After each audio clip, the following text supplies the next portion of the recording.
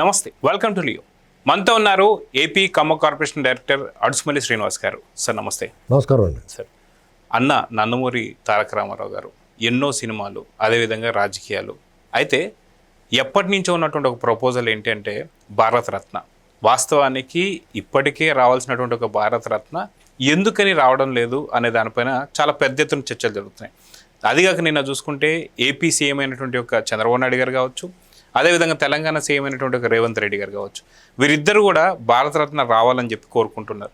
So ఏవి అడ్డంకులు అని చెప్తే ఏం చెప్తారు సార్? ఇప్పుడు తెలుగుదేశం శ్రేణులు, విశేషమైన రామారావు గారి అభిమానులు అందరికీ కూడా రామారావు గారికి భారతరత్న రావాలని కోరుకుంటూ ఉన్నారు. సహజంగానే కుటుంబ సభ్యులు కూడా కోరుకుంటారు. తెలుగుదేశం పార్టీ మీద ఇంకా ఎక్కువ బాధ్యత ఉంటుంది. ఎందుకంటే ప్రతి వాళ్ళు కూడా చంద్రబాబు నాయుడు గారిని నిలదీస్తూ ఉంటారు.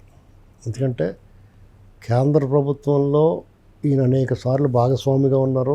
కేంద్ర ప్రభుత్వం ఈయన కనుసన్నలు నడిచిన రోజులు ఉన్నాయి. అంతకుముందు ఎన్డీఏగా ఉన్నారు.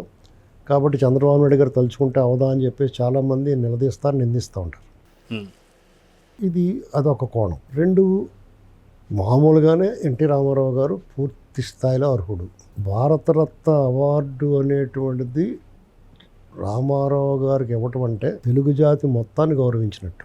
ఎందుకంటే ఆయన చలనచిత్ర కథానాయకుడిగానే కోట్లాది మంది హృదయాల్లో స్థిర నివాసం ఏర్పరచుకున్నాడు. రాముడిగా, కృష్ణుడిగా, దేవుడిగా, రావణాసురుడిగా, దుర్యోధనుడిగా, విభిన్నమైన పాత్రలు, భీష్ముడిగా, మహాశివుడిగా, అలాగే సామాజిక చైతన్యం ఉన్న పాత్రలో జానపద కథానాయకుడిగా, మహారాజుగా, చారిత్రక పాత్రలతోటి ఆబాల గోపాలాలని అలరించాడు ఆయన.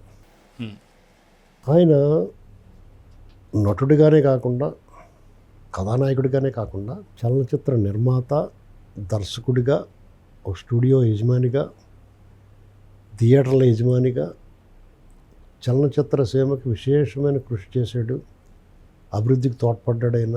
చలనచిత్ర సీమ 10 కాలాల పాటు చల్లగా ఉండేలాగా సంవత్సరానికి 4-5 సినిమాల్లో నటించి ఆ కార్మికులందరికీ చేతి నిండా పని ఉండేలా చూసుకున్నాడు. సాధారణంగా హీరోలు, గతంలో హీరో రామారావు గారు, కృష్ణ గారు, నాసిరావు గారు, సోమబాబు గారు, వీళ్ళందరూ కూడా, కృష్ణ గారు అయితే ఇంచుమించు యావరేజ్ నెలకోటి వచ్చినట్టు వచ్చింది. ఒక్కోసారి సంవత్సరానికి 12 నెలలు అయితే 15-18 సినిమాలు కూడా వచ్చింది. 18 సినిమాలు రికార్డ్స్. రామారావు గారు కూడా 6, 7, 8, 9, 10 సినిమాలు కూడా వచ్చిన రోజులు. కాబట్టి అప్పుడు చలనచిత్ర సీమకి అక్కడ కార్మికులందరికీ కూడా అందరికీ పని దొరుకుద్ది, చేతి నిండా పని ఉంటుంది.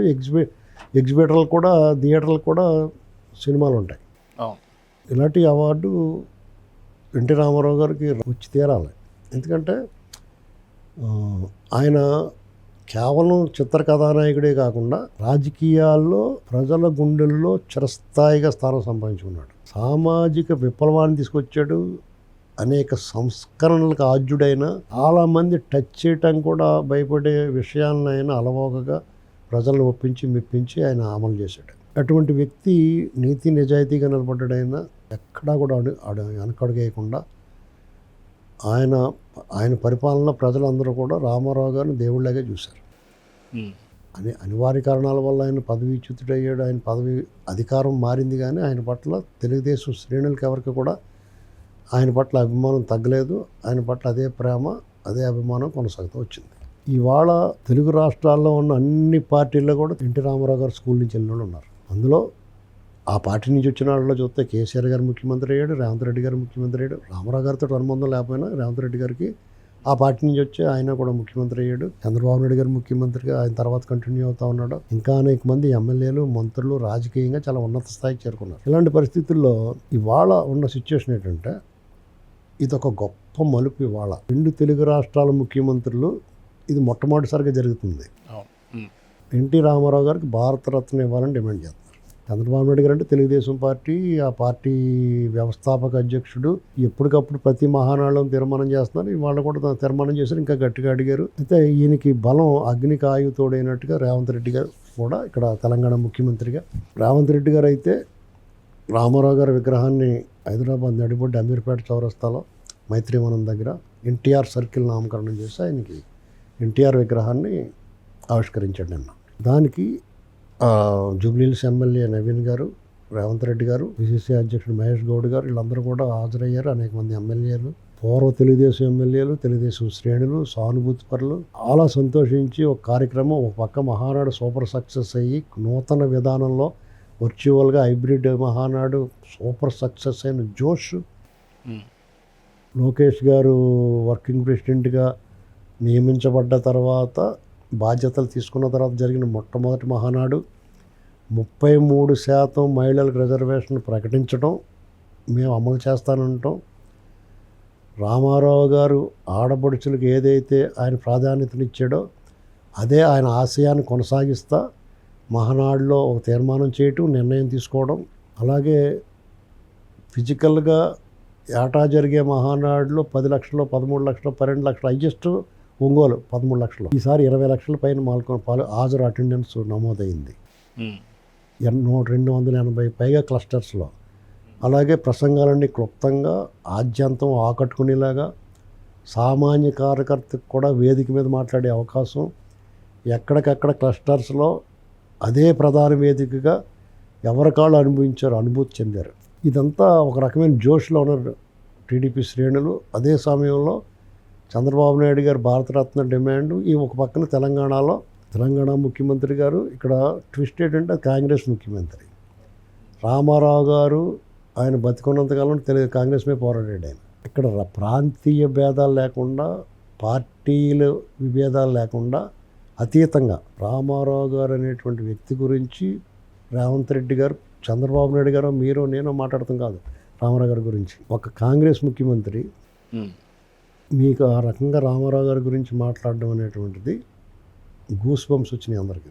ఖచ్చితంగా రేవంత్ రెడ్డి గారు ఒక 10 మెట్లు ఎక్కేసాడు ఆయన. అంటే రాజకీయం అనేటువంటిది స్వార్థమే కాకుండా, సంకుచిత భావం లేకుండా గొప్ప వ్యక్తులుగా గుర్తించి, కులం, మతం, ప్రాంతం, రాజకీయాలకు అతీతంగా గుర్తించి, గౌరవించి వారిని స్ఫూర్తిగా తీసుకుంటానని చెప్పడం అనేటువంటిది రేవంత్ రెడ్డి గారి పరిణితి చెందిన రాజకీయానికి ఉదాహరణ.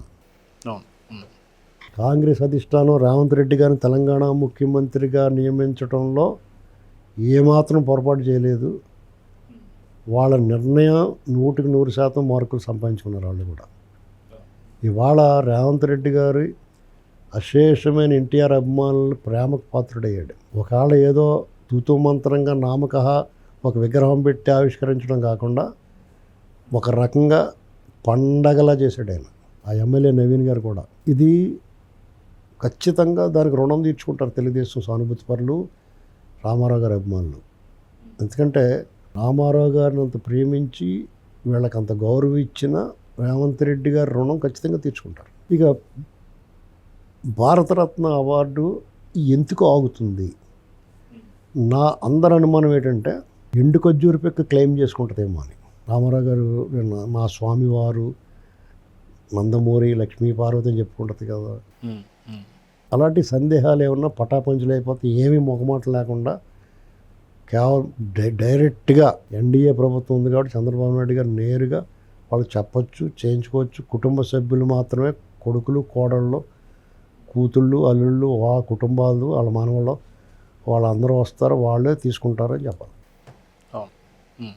ఎందుకంటే లక్ష్మీ పార్వతి నోమోర్ నందమూరి ఆవిడికి ఒక బిడ్డ ఉన్నాడు.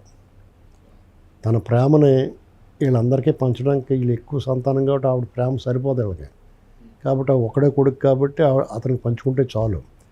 రామారావు గారి ద్వారా సంక్రమించిన ఆస్తులు అనుభవిస్తూ వీరగంధం సుబ్బారావు గారు ప్రసాదించిన వరప్రసాదం వాళ్ళ అబ్బాయి ఉన్నాడు కదా, అతను చూసుకుంటూ అతన్ని ఆవిడే సాకింది, పెంచింది, పెద్ద చేసింది.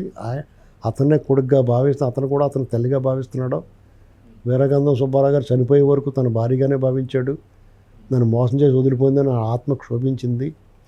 ఇవాళకన్నా సరే వీరగంధం లక్ష్మీ పార్వతిగా ప్రకటించుకుంటే ఆవిడ, ఆయన ఆత్మ శాంతిస్తుంది.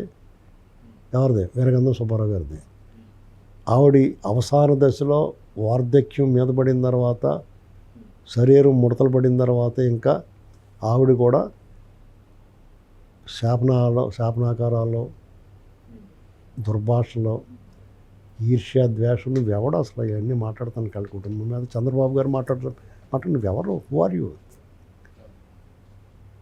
హౌస్ మేడ్ నువ్వు. అంతవరకు ఉండాలి. సార్ ఇక్కడ ఇంకొక రకమైనటువంటి ఒక విమర్శ కూడా ఉంది సార్.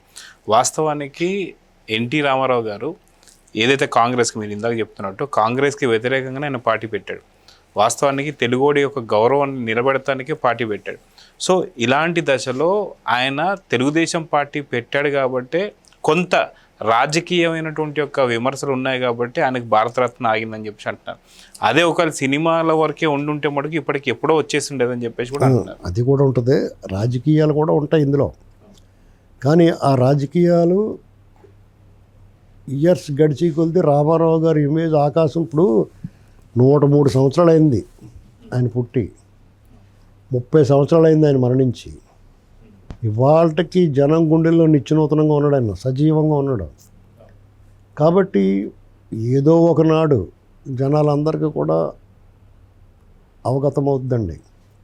ప్రజల అభిమానాన్ని మీరు జన్జీ కూడా ఆయన్ని ఓన్ చేసుకున్నారు. విచిత్రం ఏంటంటే మాలాంటి వాళ్ళు పెద్దవాళ్ళు ఎవరో కొంచెం అందరికీ ఉంటుంది, మాకన్నా పెద్దవాళ్ళు, మా జనరేషన్ వరకు ఆయన మీద డెఫినెట్గా మనం సినిమాలో చూసాం, రాజకీయంగా ప్రత్యక్షంగా చూసాం.